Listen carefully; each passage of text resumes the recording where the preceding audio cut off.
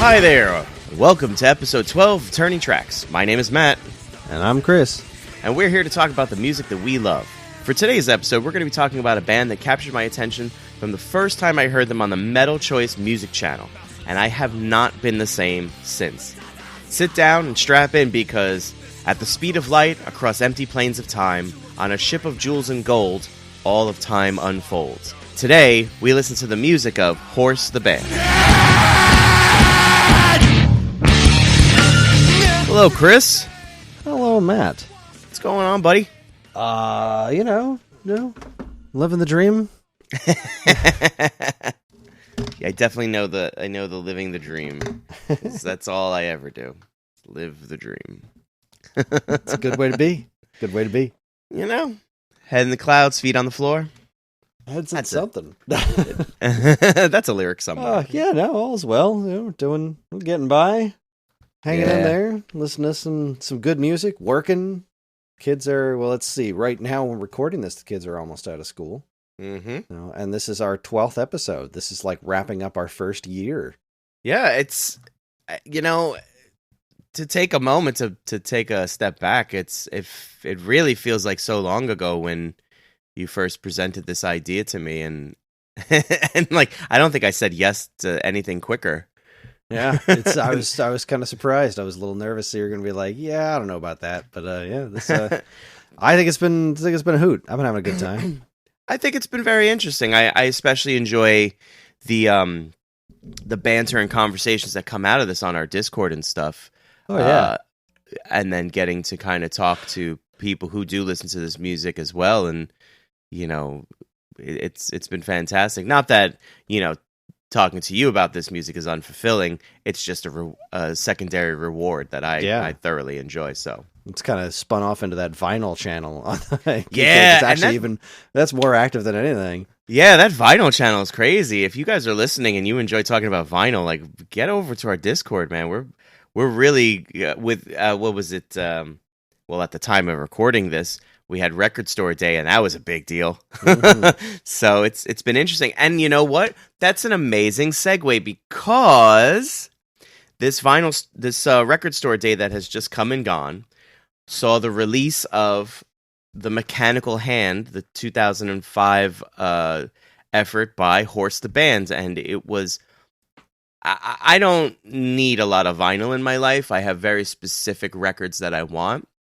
And the moment I saw that this record was becoming available on vinyl, I had to figure out a way.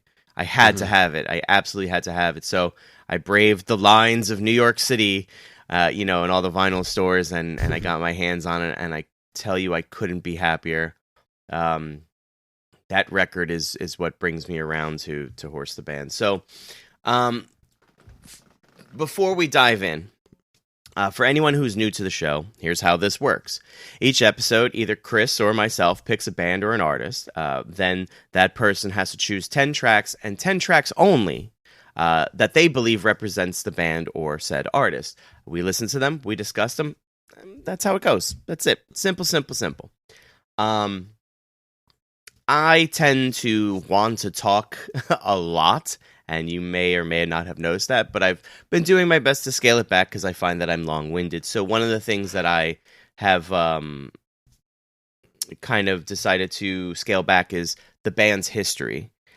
There's plenty of resources out there that you can go and you can check this stuff out, but I'm going to keep it brief. And I do mean really brief. The band has had so many lineup changes with many members joining and leaving or even swapping positions that I could take a whole episode just to talk about that. So if you're truly interested in that, by all means, head over to my secret information page, Wikipedia, and read all about it.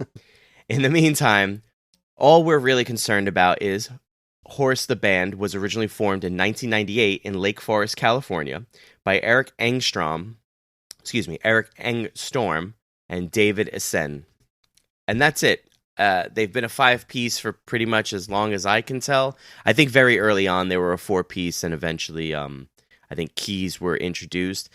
So the keys are pretty much an integral part of this band in that they were one of the first bands to really implement keyboard into this heavy metal stylings not that synthesizers or keyboards were never introduced into metal or anything.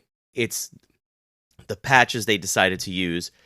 They have been gifted the moniker of the first band to do what is called Nintendo Core. I always thought it was Nintendo Core. Is it? It might be Nintendo Core, Chip Core, whatever. There's a whole bunch of monikers, whatever you want to call it. The long and the short of it is their keyboardist will play chiptune-esque, patches, and you might be sitting here thinking, ooh, that's crazy. Well, you just heard 7 Tentacles and 8 Flames on the intro, and that's pretty much what you're in for the rest of the episode. So I tried my best to pick 10 songs that represented the band, and in listening to their catalog of, I want to say 3 or 4 albums and 2 EPs, they're consistently making the same style of music. Some bands will do like, really thrashy, heavy stuff, and then like hit you with a slow ballad or something, right? These guys don't really have that. They do that within their songs, and you'll see that as we progress through the episode. So, Chris, what is your history, if any, with Horse the Band? We did an episode on, I think, Waveback. It was a creator special. Yes. And that was the first and last I've heard of Horse the Band. You chose a song for that I thought was pretty wild, and that was it. That's my history. I'd never heard of them before, and I have never heard of them since, besides this. So that was a fun episode, honestly. I think it's necessary for people to go back and give that episode a listen to the creators episode. That was a real fun one. We should do something like that again sometime. Yeah, absolutely. And maybe we'll get Dan from SAG on, and or maybe we'll get someone else to come in and guest. That'd be great.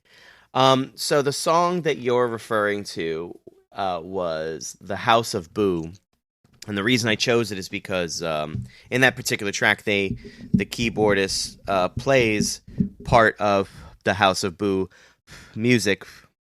Excuse me. The keyboardist plays a portion of the House of Boo, the castles from Mario Brothers, in one of their instrumental breaks.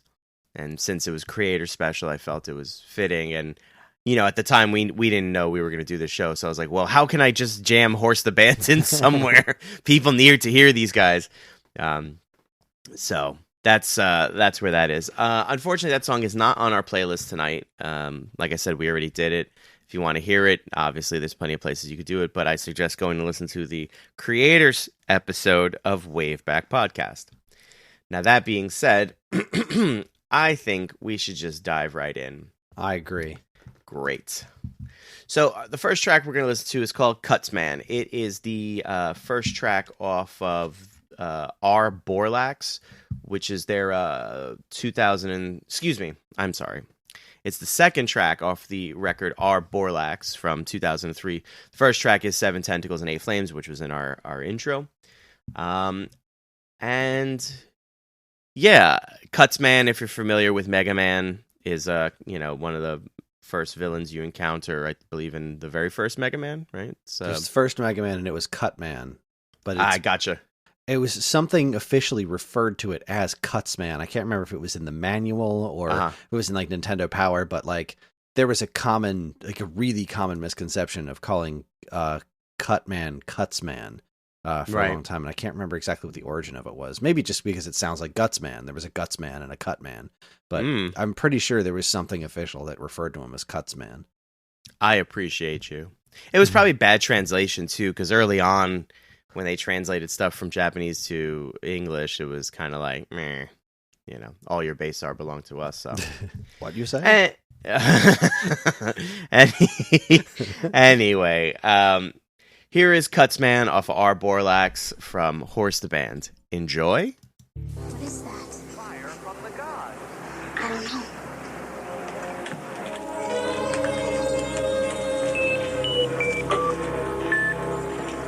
Power glove.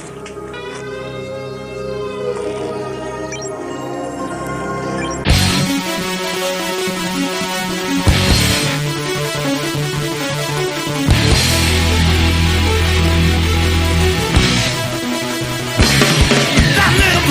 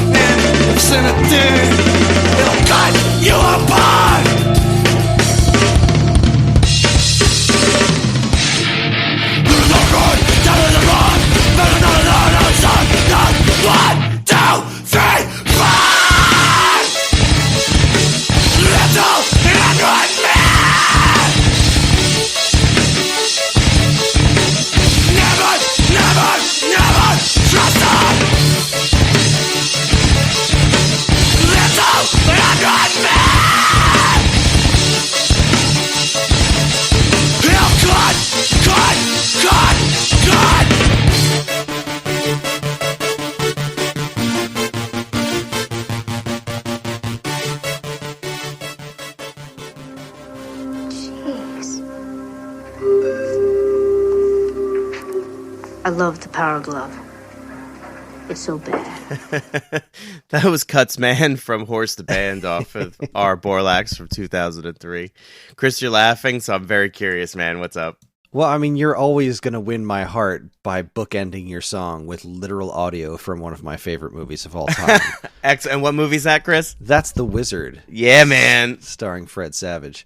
Absolutely. And Paul Savino, right? No. Am I getting that wrong? Yeah, no Paul Sorvino in that one. It had Wait. Christian Slater. I think Beau Bridges played the dad, if I'm not mistaken. It was Beau Bridges. Check me out. I knew Christian the dad. Slater. Oh, I freaking love this movie. No, this was a fun song. I liked this quite a bit, actually. Oh, great. I mean, obviously the wizard segments got me, but musically speaking, it was kind of all over the place, but it was really exciting. Like when it kind of it just really changed up to kind of like cut time. What it did kind of halfway through. That was really flipping cool. Uh-huh. Like the scissors on his head bit. Yeah. That the scissors control him. He has no heart or soul. Yeah, it's so I understood good. like 50% of the lyrics, but like at a certain point, I was like, he's actually singing about Cutman from Mega Man, isn't he? He's singing about robots and wow. Right. All right. It's pretty wild. I mean, I gotta be honest with you. I've been listening to these guys for a very long time. I've never bothered to read the lyrics. While we're doing this episode, I'm reading along, and I'm pretty impressed by some. I mean, I know some of the songs have to do with more serious matters, like as we get down the line with the recordings and stuff, and there's all kinds of real life trauma that shows up, and whatever. But you're right. Like it's as if the singer Winnicki, what's his? I can't remember his first name. He goes into a room and encounters Cuts Man because he says, "Where is he? He's like half the size of me. It was a little android man, half the size that I am. Scissors on his head, scissors on his effing head." So I'm a huge fan of this track. Just from a recording standpoint, I love the sound of Horse the Band. I've never looked into like who's been their producer and things like that, but wherever they've recorded, they've always managed to keep the same sound because I found that bands, as they progress through their career, there's little tweaks to their sounds here and there depending on how they recorded, who they recorded with, who engineered it, and so on and so forth. But Horse the Band has always had this sound, right? What you just heard in Cuts Man and what you'll hear moving forward. I recently discovered that they put something out in 2020. I had no idea what they squeaked out a 3-song EP, and it's good. It's really good. It just doesn't have the same sound quality, so we're not really going to listen to anything from that. Plus, one of the songs is a cover of Pig by Nine Inch Nails. So, at any rate, there's that part where everything strips away and it's just the drums and the keyboard playing like that high-pitched synth. And I love the gated kind of reverb on the snare hits. I just think it's just so excellent. They have this great ability to your point, you're saying the song was all over the place, right? They have this like dynamic that comes from this time period of 2000, very early 2000. I feel like a lot of bands that were not necessarily mainstream successes were these chaotic bands. Like you'll get the monikers of like math rock, post-hardcore, so it's a lot of bands like Dillinger Escape Plan, Black Dahlia Murder, more of the more famous type that just will have like 4 or 5 different sections that are either blast beats, cut time, and they just smash them all together and it becomes just this chaotic medley of noise and music, noise rock. So these guys, I think, are very much a sign of their times, and yet at the same time, their own voice with the 8-bit keyboards and stuff like that. So, as we progress, I definitely I tried to choose tracks that I don't want to say highlighted the 8-bit portions, because that would make it seem like I'm trying to maybe take away from the rest of the musicians. But the 8-bit is really what got them the attention with the Nintendo Core, sound and stuff. So, All right. Well, we're gonna move on to the next track, which is a track called "Bunnies." It's track 5 off of Our Borlax. I absolutely love this song because he's singing about bunnies, but he's so angry. And Clearly, he's a gardener. He must be, honestly. And it just brings me so much joy. So here's Bunnies by Horse the Band.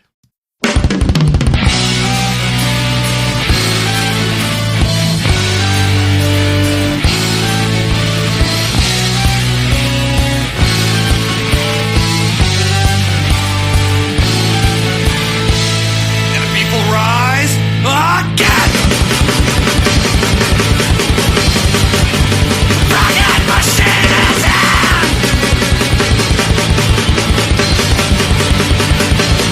10 words, snapping, bunnies, twitching, gurgling, forget the bombs in your eyes.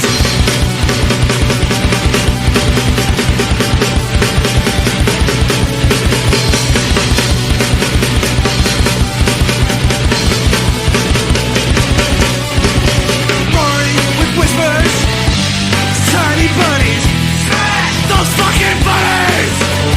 Roaring with whispers, tiny bunnies, smash those fucking bunnies.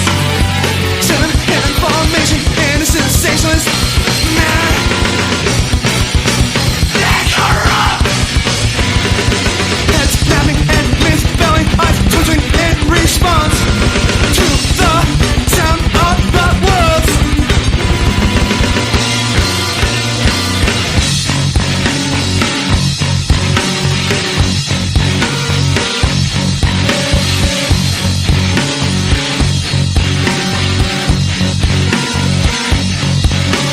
Red world like woods.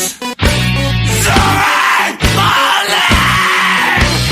Moons in the shallow sky. Roaring with whispers. Tiny bunnies. Find those fucking bunnies. Roaring with whispers. Tiny bunnies. Swing those fucking bunnies. Bring the hammer down. Bloody bunnies smeared across the ground. The drill spilling down my chin onto my beard. Screamed redwoods at like a falling sky. Redwoods popping, crackling wood.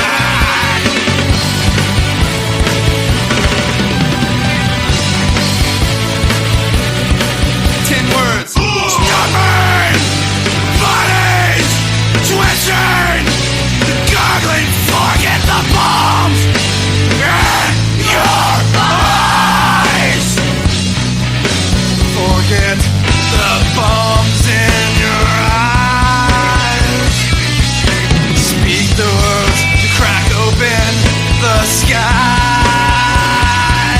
Forget the bombs in your eyes. Speak the words to crack open the sky.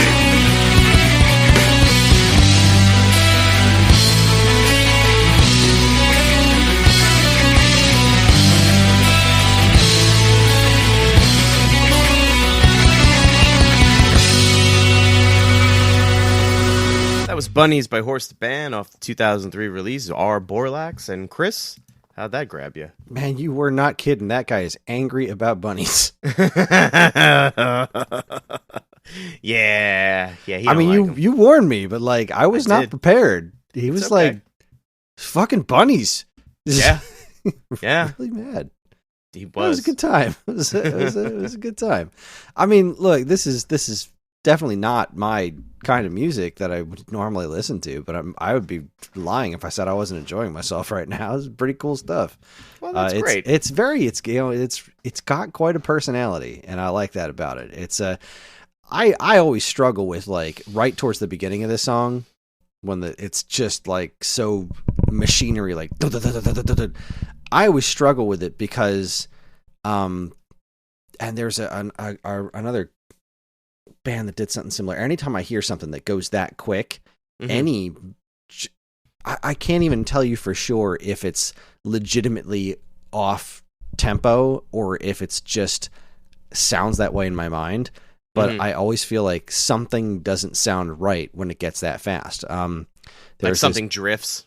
Something drifts, yeah. Like I can't personally do it. I've never been able to do it with any level of accuracy while playing drums. There's this one of my favorite chiptune albums ever is Bit Shifter's Information Chase, and there was this metal band, I think, I don't know, someone did a metal cover of their whole album, Information Chase, and there's one song, Hexadecimal Genome, where they go into a part like that's just like like back and forth super super quick. Yep. And I think it was done electronically, like it's playing it note for note, but it sounds like it's not. And I struggle with that anytime I hear a band that does something like that. It always sounds messy to me, even if it's not. And that's kind of an odd thing. But outside of that one, weird nitpick of mine, was quite a fun song that was surprisingly angry about bunnies. So I think what you're talking about is the blast beats, right? And that's very indicative in like death metal and even like thrash metal and stuff like that. And yeah, when it's done right, it's done really, really well, and you don't even think about it. But I find that if even one part of it is out of sync, or even just a little, like a micro millisecond or something off, it sounds sloppy, and so it can really throw you out of it.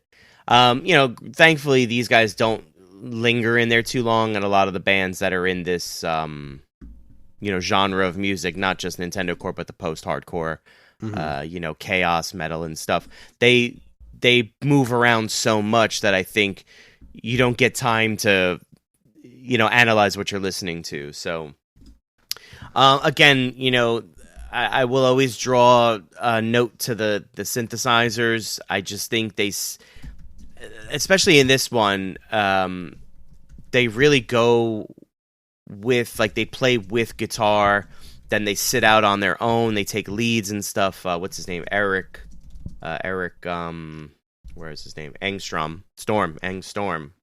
Eric Engstorm.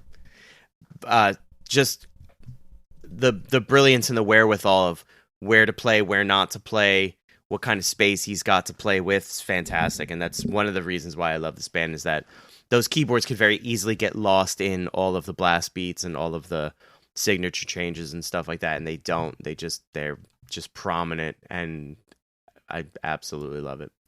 It's very complex music. I know you mentioned the word chaos there. It does strike me as slightly chaotic, but at the same time, it's all very natural. Like, none of it sounds forced. So that's thus far pretty darn cool to my ears.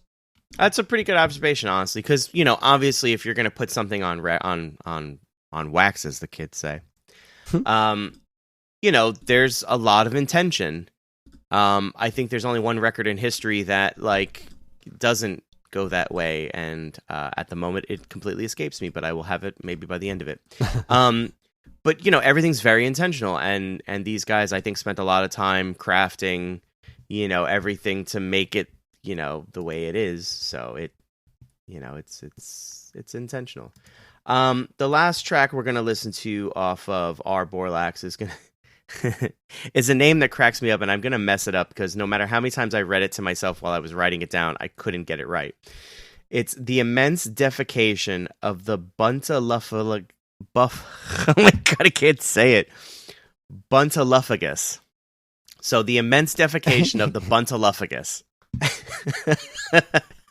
And there was much defecation. I'm not going to repeat it again. It's the final track we're going to listen to of our Borlax by Horse the Band. Enjoy.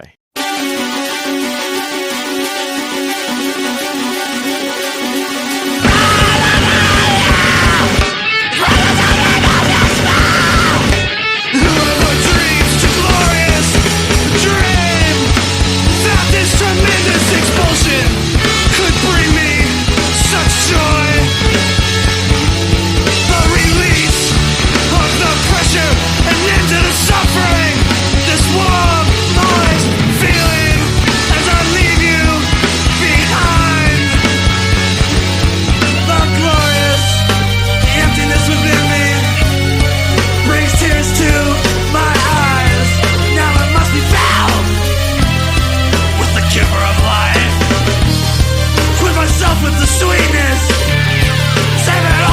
myself.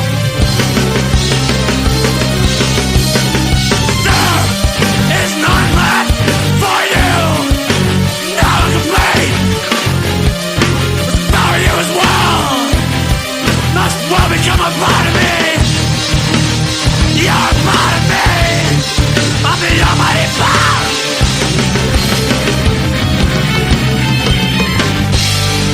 That was the immense defecation of the Buntalophaging. I hate you. Just think Snuffleupagus from Sesame Street. Yeah, and apply the right- Buntalophagus. There you go. So that was absolutely a short one, and you had a reaction somewhere in the middle of that, Chris, and I'm curious, what was that reaction? Oh, they just straight up started covering the dungeon music from the original Legend of Zelda. There you go. And that's absolutely why I chose this one, because this band is so surprising at times. I think that when I talk about this band with other people, you know, clearly the aggressive nature of the band and the heavy guitars and the blast beats are going to be kind of the thing that may turn people away. But I think that if you're able to give them a chance, you get little wonderful gems like that. And it's tightly packed into a 1.5-minute song, which I personally think is about actually using the restroom after not being able to for a long time. And it's just, I don't know, it's just a nod to their intention. And I just absolutely love it.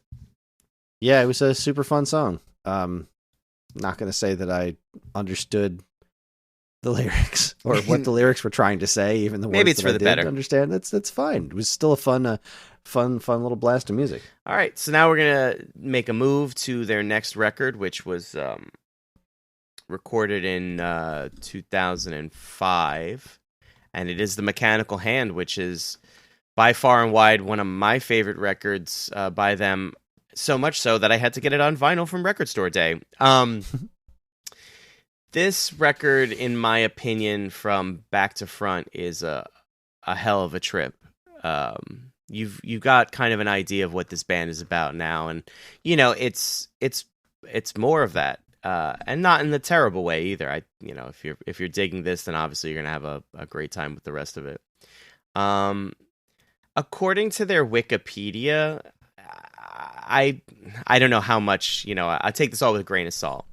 The title of the album gives reference to the mechanical hound in the novel Fahrenheit 451. The phoenix on the album cover is also a reference to the phoenix crest worn by the future firefighters in the novel. Now, Fahrenheit 451 is a favorite novel of mine. It's one of the few that I was forced to read in high school and grammar school that I actually enjoyed. And then I've recently read it as an adult within the last, I want to say, 3 or 4 years. And I have the same love for it that I did then, maybe more so now just because of its nature. But Ray Bradbury, the author, is absolutely in my top 3, if not 1, favorite authors. So if there's any kind of fact to what I just read, that makes this album even more, special for me. So no pressure, anyone. But anyway, the first song we're going to listen to off this is the first song off the record, and it's called Birdo, which any video game fans out there will absolutely recognize as a villain from Super Mario Brothers 2. But that being said, we're just going to dive right in. The song features a sample. Maybe you can guess it. If not, we'll talk about it afterwards. This is Birdo off The Mechanical Hand by Horse the Band. Ah, eggs.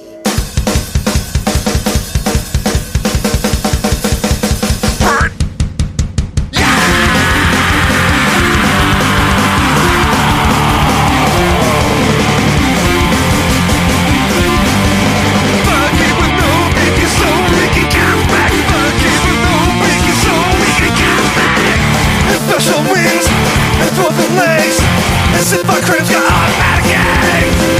Let's get on, let's get spilled. We just like this in the world I will know. Go into haze. Buffet, go into haze. While up his mouth, get out the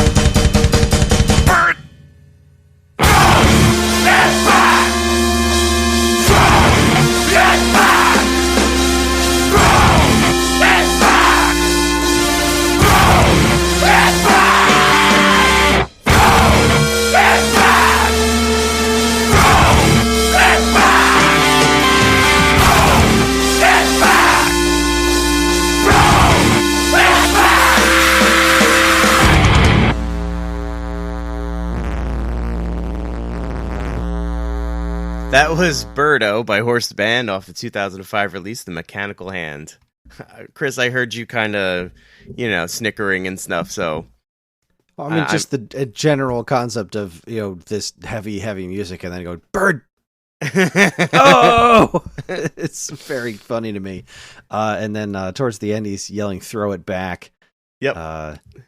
I mean, I missed most of the words in this song. Is this actually about fighting Birdo? Because I know they mentioned eggs in the beginning, and you have to throw the eggs back at Birdo to beat it. So is that what's going on here? So, my initial response would be yes, because I was reading along the lyrics. However, their Wikipedia page for the record, The Mechanical Animal, The Mechanical Hand. Mechanical Animal is a Marilyn Manson record. There's a section, there's a titled section called Allusions, Alluision, and it says that the title Birdo is taken from the video game character Birdo, which debuted in the Nintendo game Super Mario Bros. 2. The intro of the song is an audio clip from the animated film The Hobbit. The song is mostly inspired by lead singer Nathan Winicki's treatment by his stepfather.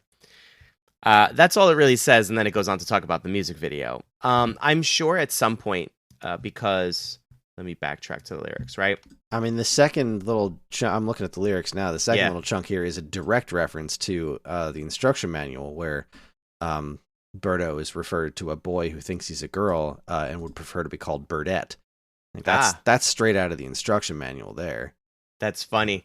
So then, but if you scroll down, there's the part where he says, my 7-year-old smile vanishing, eggs, why eggs? It's breaking my heart, it's hurting my nose, it's turning my skin green. Why do you have to be so mean? In my dreams, I despise you more than you'll ever know. Even when I speak your name, it makes me fucking choke. So, I mean, I imagine that, this may have started one way, or it may have been very intentional and ended another way. But I think that I can see why someone would draw the illusion. I don't know that there's a direct statement by, Nathan Winicki that this song is definitely about this or that. I'm not going to speculate either. But yes, the initial read through the lyrics, just singing about Birdo, and it's kind of funny. Like there's automatic eggs. His gaping maw is geared to spew. Yeah, I mean, the whole beginning is most definitely very descriptive of a fight against Birdo, and you almost have to wonder with what you just said if playing Mario 2 was an escape from the crap of life. Right, yeah.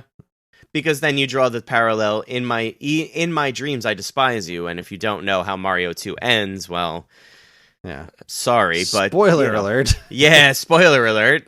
It was all a dream, Biggie Smalls, so, Or was it? Bum, bum, bum. All right, well, that was Birdo. Yeah, I mean, that's the opening to The Mechanical Hand, and I think it just blows the whole thing off the hinges. It's a great way to start a record. Our next track is going to also be off of the Mechanical Hand. It's the second track, comes right after Birdo. It's called A Million Exploding Suns. And from what the Wikipedia page says, this is a reference to the Marvel comic book character, the Sentry. There's also a rendition of a piece of music from Nintendo, but I'm going to see if you could pick it up first before I tell you what it is. So, without further ado, it's A Million Exploding Suns by Horse the Band.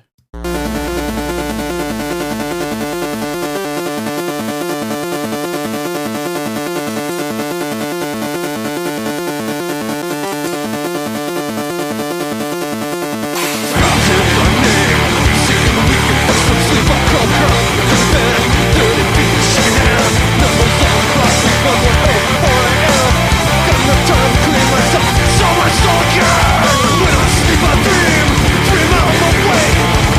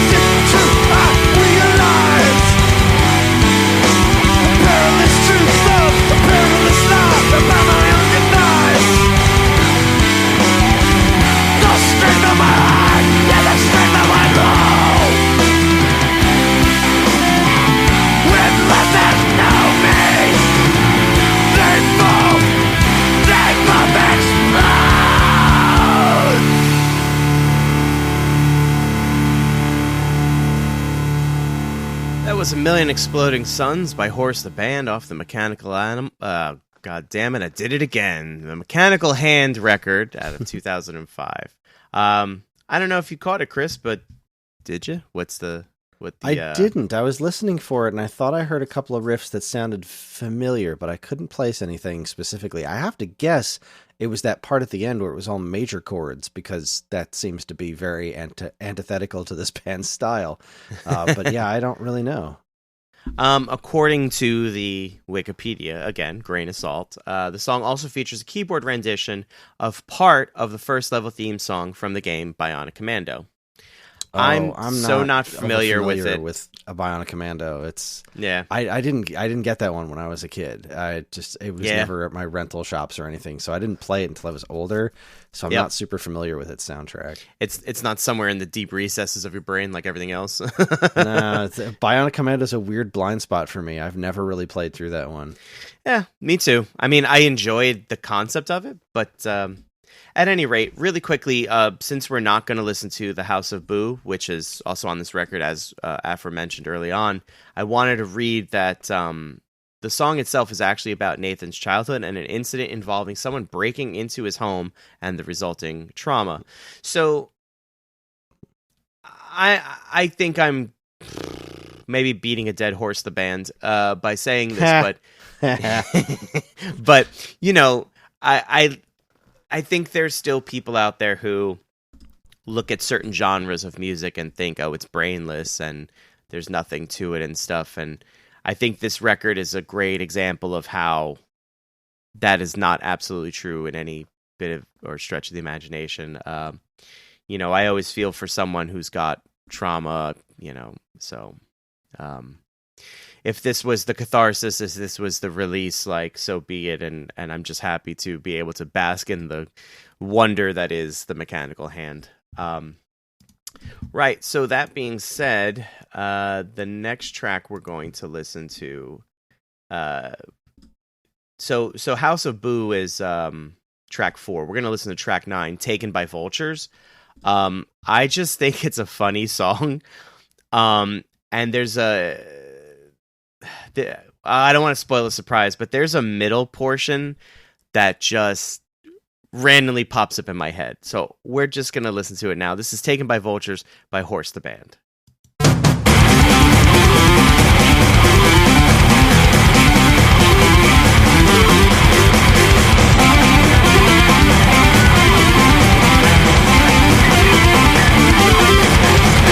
Taken by vultures, swooped down to the living, stolen by relentless power.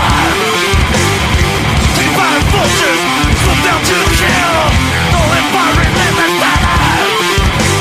Abandoned, reckless. Abandoned, reckless. Abandoned, reckless. Abandoned. Take me, take me, take me, take me.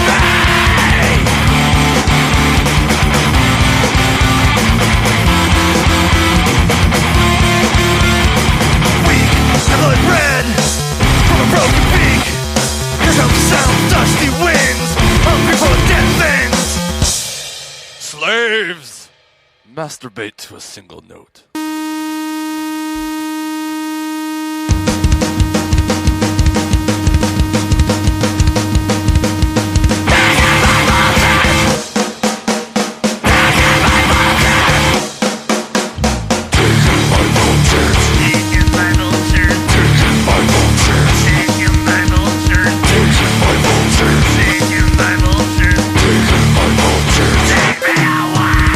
In case you didn't know, that was Taken by Vultures by Horse the Band, and you could see why that little middle part pops in my head randomly.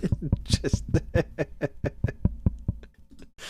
yeah, it was certainly memorable.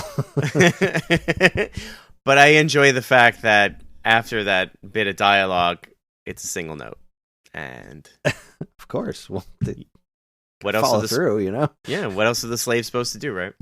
right? You have to follow through on your convictions. Let that be a lesson to everyone listening. Be a man of action, not words. That's another short one and pretty straight to the point. you read the lyrics and it probably comes across like it's about actual vultures eating dead things and stuff like that. It's just fantastic. I don't know. A minute and a half I believe, and just and then the humor, right? Slaves masturbate to a single note, and then the single note, like if by now in my 6 episodes you haven't learned that I like to laugh and I like humor in my music as well, then I don't know if I'm doing something wrong, but these guys are absolutely certainly full of that. When you read their interviews, I'm not big on reading interviews, but every now and again I'll come across one and I'll read it. I don't seek these guys out for interviews. I almost like the mystique that I have in my head for them. But I did read what's that? Yeah, no, nothing. Oh. Your own headcanon was what I was going to say, but yeah. Yeah, headcanon. Yeah, sure. Or, the scissors on my head. I do... Head scissors. Yeah, head scissors. That's it. That's what we're saying from now on. I did read through a little bit while putting the episode together, some bits and pieces of interviews here and there, and they're very much like those guys that will have an interview and not be serious at all. Like, they'll be serious, but in such a veiled way. You have to know them to understand what they're talking about, because they talk very... You think they're just like a bunch of frat bros, kind of like giving you the blow-off and stuff. I appreciate it. So, anyway, moving on to, I believe, what's going to be the final track we're going to listen to off the Mechanical Hand. This is the track that started it all. One day, I was home doing chores. I think I was cleaning, sweeping, something, and I had at the time I had Verizon or Fios cable, and it wasn't to say the Music Choice channel is really kind of a misnomer, because Verizon, Fios used to have their own music channels, and I liked it better than Music Choice. But I can't remember what it was called. But I was listening to their metal channel, and I remember hearing this song come on and thinking, like, what is this? And then within the first 15 seconds, I was like, these guys are amazing. I need to look up every inch of their catalog.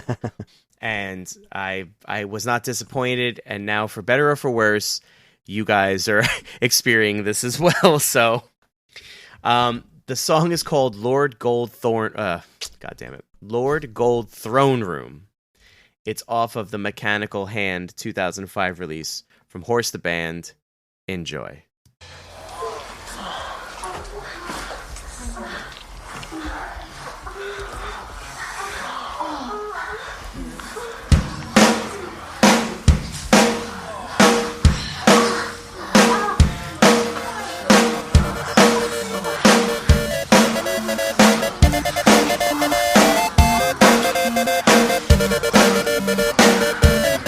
The lights are on, the TV's on.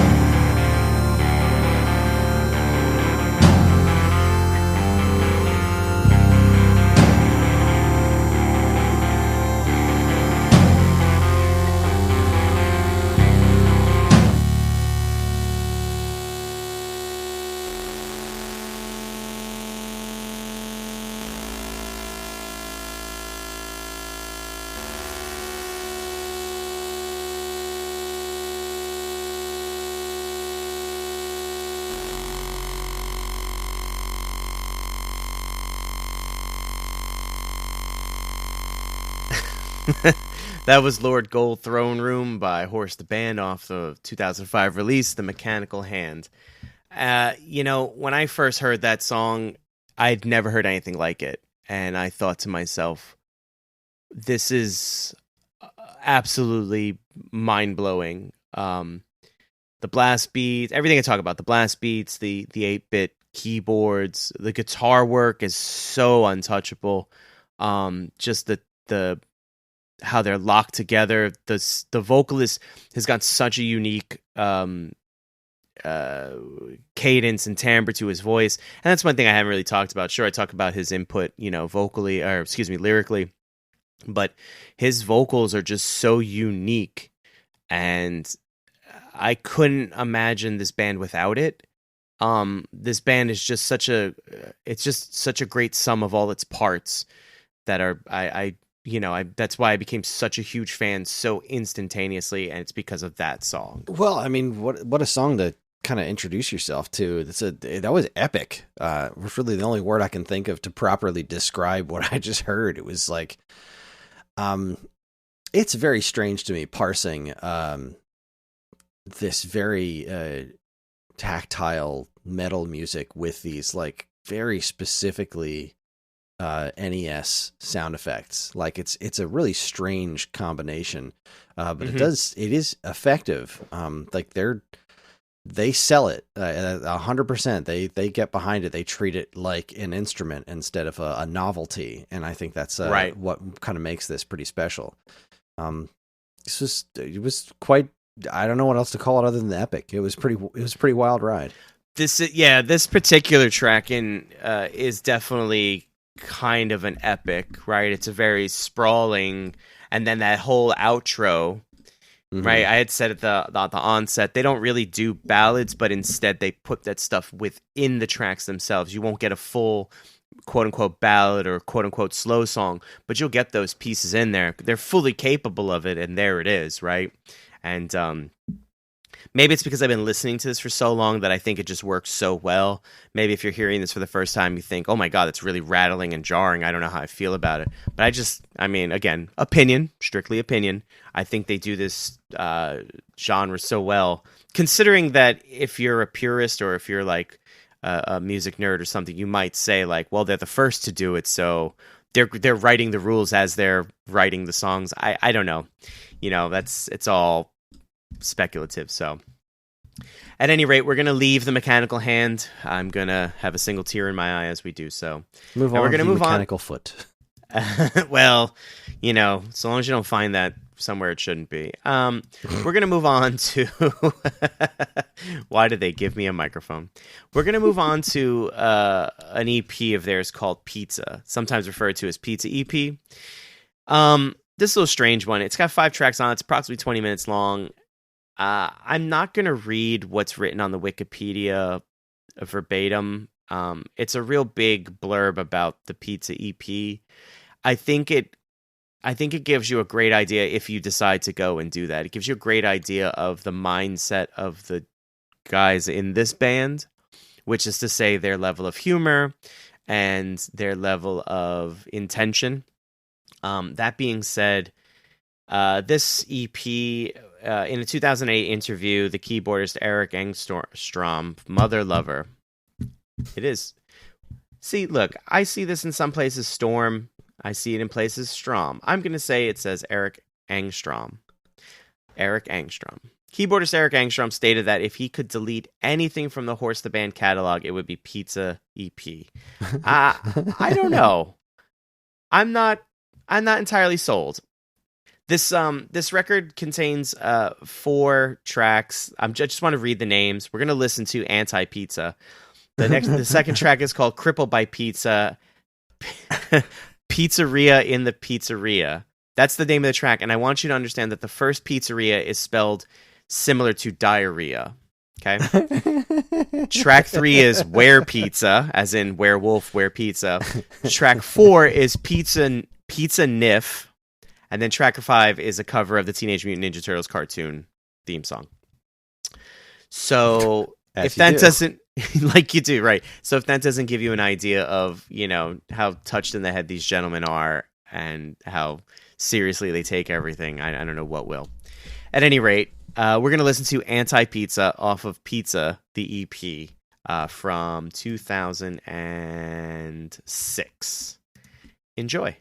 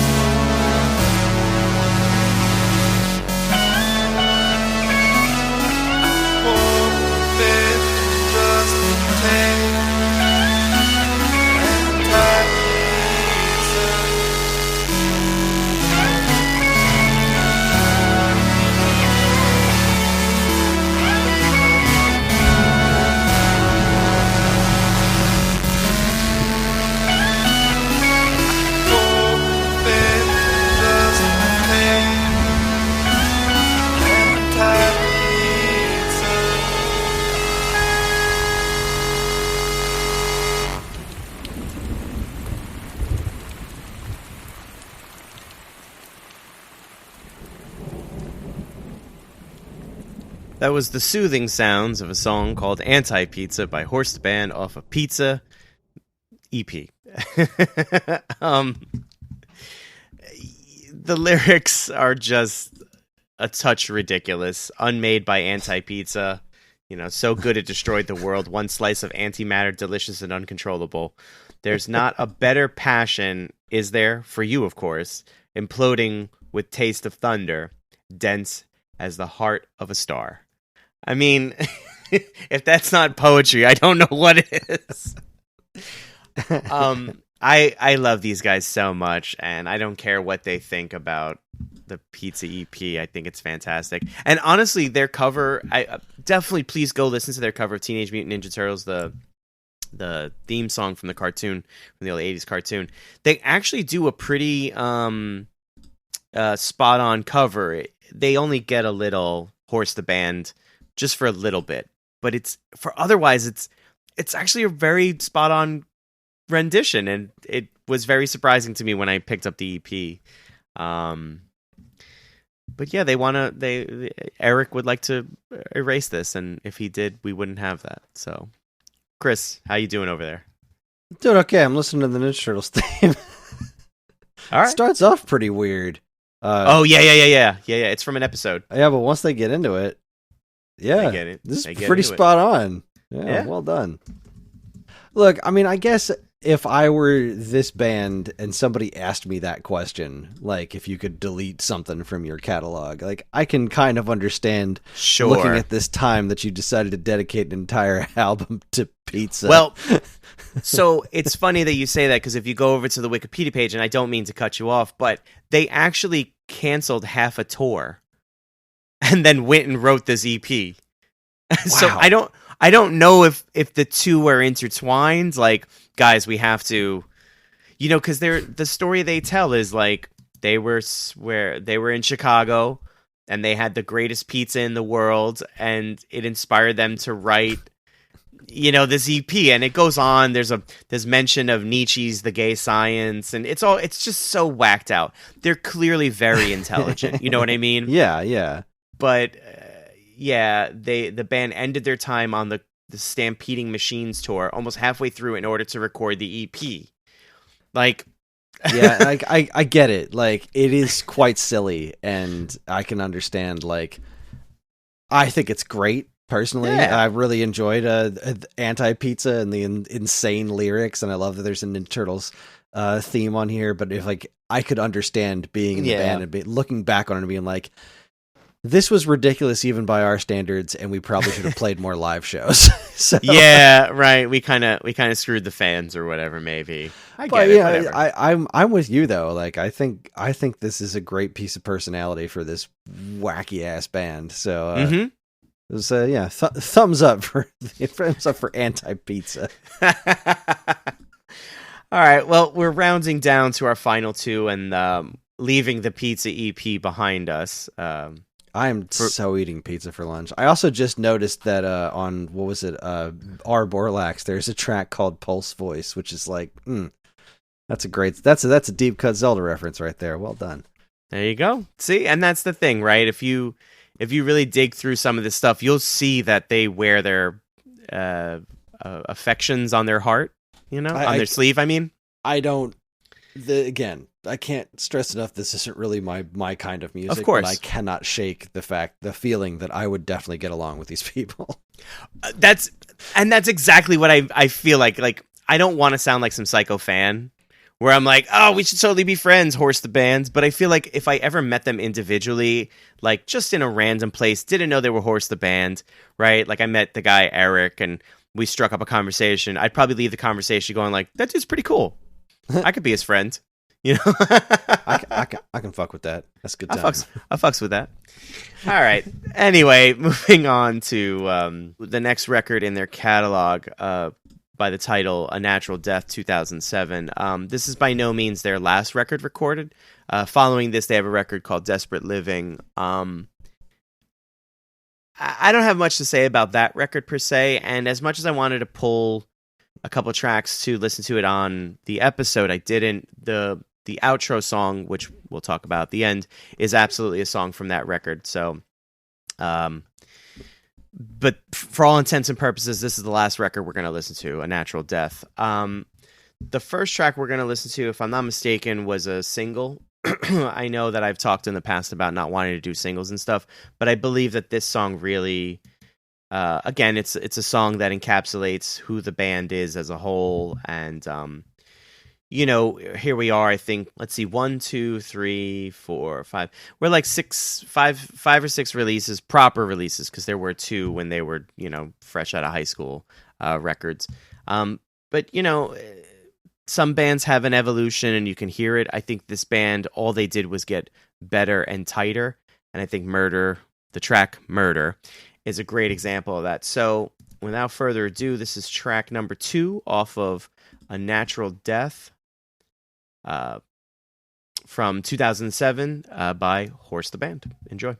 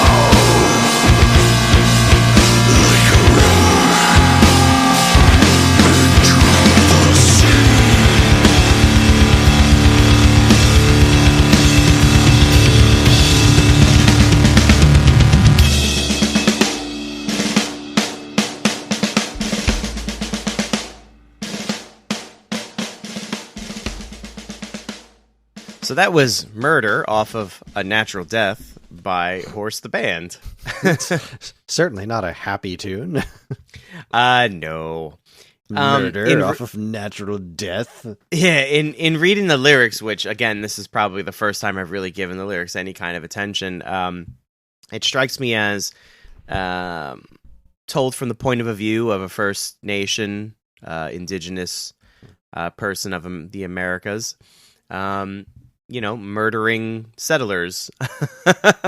But that's just what I gleaned from the lyrics. One of the things I wanted to read, which comes from their Wikipedia, is frontman Nathan Winnicki states, and again, take it with a grain of salt because this is their brand of humor, their brand of intelligence, so forth. A natural death is about the futility and arrogance of creation and destruction, the overwhelming scale of space and time, and the brutal majesty of nature, the horror of birth, and the beauty of death. Everyone who will ever live will die a natural death, and will soon after be forgotten for eternity. Hopefully this album will serve as a warning to the human race to stop taking itself so seriously, as we have seen the dire consequences of its actions in the future. You are nothing. End quote. So... a real bunch of uplifting information, yeah? Uplifting is exactly the word I was thinking of. But, I appreciate that. It's my level of humor, right? I absolutely appreciate, that kind of tongue-in-cheek, yet still kind of, is he serious? Because this sounds serious. All right. I really, to go back to the song for a second, I really appreciate the, there's a break where it's just keyboards. And I'm a big fan of reverb. I love when things have space and they sound bigger than they actually are. But to allow for this kind of keyboard break in the action, I just absolutely love it. Again, I think it's a bit of their humor. It's a bit of their, talent. It's just so brilliant. Absolutely brilliant. And that's why I chose that one. Anyway, unfortunately, this brings us to our last track that we're going to discuss and listen to for the evening or morning or afternoon, however, or whenever you're listening to us. This song is the, fifth track off of the A Natural Death record, entitled Face of a Bear. Face of Bear. Face of Bear. I'm not even going to intro it. Face of Bear, A Natural Death, Horse the Band.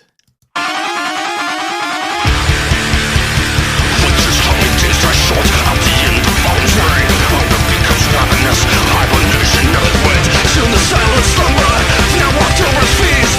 Feel the same graceful caution through days. Don't feed the bears, and the bears will feed on you. Long for fodder from the future, it's a death moment.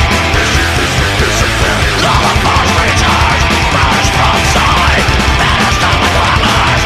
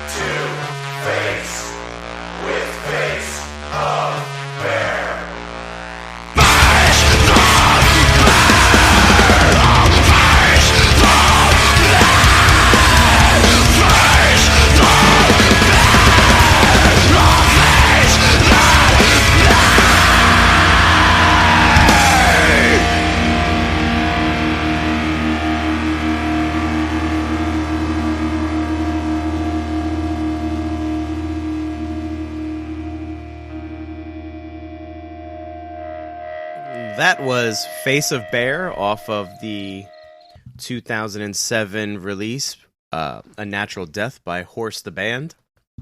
And I enjoy Horse the Band and Face of Bear. I think Face of Bear would be a great band name to tour with them.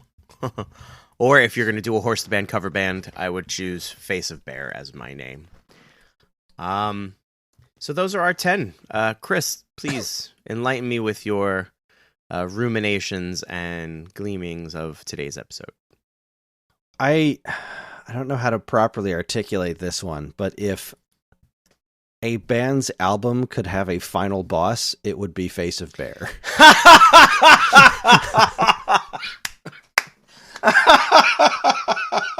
Oh my god, that I didn't expect that. Clearly, that might be the best thing I've heard all week.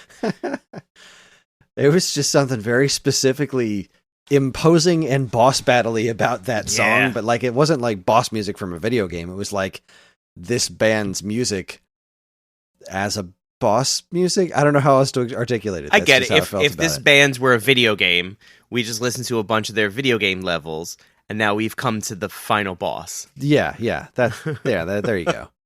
I gotcha. We've been friends for a long time. I'm picking up what you're putting Yeah. down. This has been a pretty wild ride and a very fun one.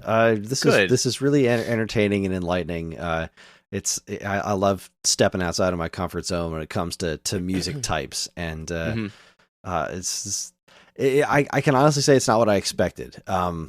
Because just based on having that one song, I expected it to be a bit more. I don't know if experimental is the word, but nondescript, I guess, would be the word. I had kind of a fear going into this that this was going to be like, it was just going to kind of devolve into a bunch of noise to me, and I'm really glad that it didn't. And because it's something, it's a failing on my part to listen to music that just kind of devolves into noise, and that really didn't happen here. They were very, very distinct personality that was a lot of fun to listen to. So thanks for pointing me in this direction. This is good stuff.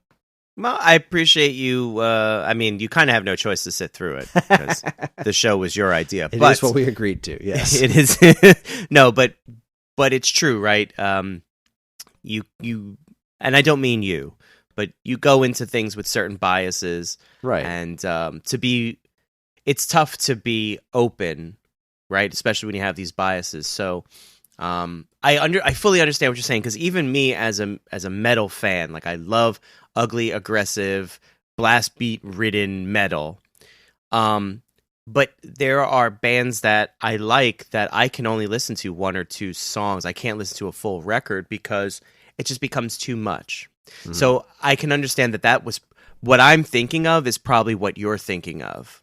And that was to kind of attach myself to your fear, to say I understand where, I don't want to say your fear, but you understand what I'm saying. I do. Yeah. Yeah. So I totally get that, and understand that even for me, the big fan of the stuff, I too kind of go like, all right, that's enough of this. I need some melody. I need some character. I need some personality, right? And don't get me wrong, there may be one or two bands down the line that may fit that genre, or excuse me, may fit that bill for you. But I know that this isn't your cup of tea, so I did my best to find some stuff that, because they certainly do have a couple of tracks here and there that will absolutely evolve into just absolute chaos, and they're peppered in there here and there because it's, part of the genre. But I wanted to make this enjoyable. I didn't want this to be, a solid, hour and a half of just, you know what I mean? Because I very easily could, but that's not enjoyable for either one of us, especially if I'm attempting to show you what it is I enjoy about the band, right? And I don't want you to walk away from this going like, well, I have a nice headache now, and that's great. So, as always, I appreciate you absolutely walking into every episode with a mind wide open, and it doesn't hurt that you come from a musical background as a drummer too, so you certainly can latch on to something and say, well, this sucks, but at least the drummer is good, it's something, something like that. So, yeah, and for anyone else who's who maybe this wet their whistle, maybe didn't know about Nintendo Core, I'm just going to throw a couple of names out there for other Nintendo Core bands if you'd like to maybe peruse the Nintendo Core aisle of your Spotify. Sky Eats Plain, Power Glove, The Proto Men, Mini Bosses, I Love Fight mini Dragons. bosses. Yeah, right. Let's see, Crystal Castles, The Advantage, and Albatross. Just some bands that include the chiptune stuff. I know for certain Sky Eats Plain is a bit like Horse the Band. The Advantage is pretty far removed. They don't have any actual chip tunes in their stuff. They're Yeah. just straight up metal covers of I wouldn't even say metal covers. They're less heavy than the mini bosses are, but oh god, they're meticulous. They're wonderful. Yeah, and it's interesting that they're in this list of Nintendo Core bands. I guess they're trying to say that Nintendo Core is Nintendo at its core, which is weird, but whatever. I don't know. You know, if any of this kind of sparked an interest or stuff and you want to listen to a little something different, just check out those bands. Yeah, so that being said, that's it. And I believe this is the portion of the show where I ask Chris what we're going to be doing next episode. And Chris, I'm just going to give you the floor, and I think you should explain what we're doing next. Okay, will do.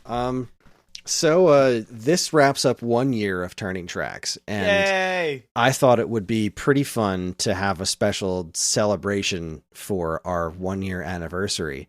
The whole point of this song is to share the music that it's the music that we love. We talk about the music that we love, and how can you do that with music any closer to your heart than the music that you've been personally involved in? So for the next 2 episodes, Matt and I are going to be showcasing bands that we've been in as our little 1 year special anniversary. So our next episode is going to be centered on the last band that I was a part of, and far and away the most successful band I was ever a part of, Chocolat, which has it's a weird band name, but I've always been extremely proud of the music, even though I didn't have a lot to do with its actual creation. But performing it was it's a whole story I'll tell next time. So yeah, next episode is about the Brooklyn-based band Chocolat, which had a very strange drummer.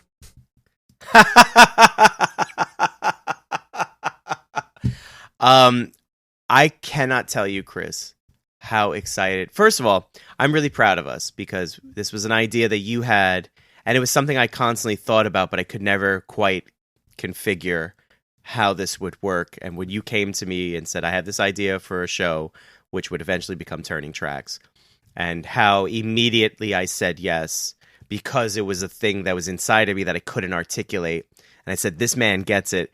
And I can't tell you, like, one, how proud of us I am that we started it. And we've been going strong with now our 12th episode. So congratulations to you and I for 1 year.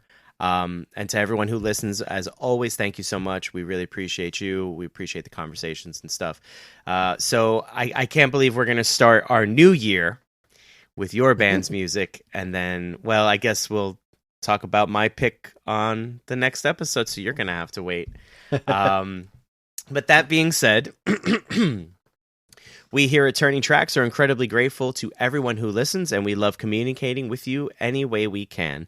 And we have a couple ways you could do that. There's the Geek Aid Discord channel in which we have a Turning Tracks chat. In which we have a Turning Tracks. Can we just leave that in there? I'm not editing that out now. Fantastic. There's a Geek Aid Discord channel in which we have a Turning Tracks chat where we hope to discuss all manner of stuff relating to the music and whatever our next episodes are going to be.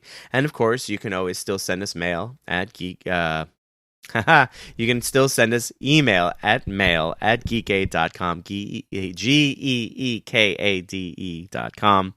And while you're at it, check out all our other social medias, which you should totally follow, like, and subscribe to if you haven't done already.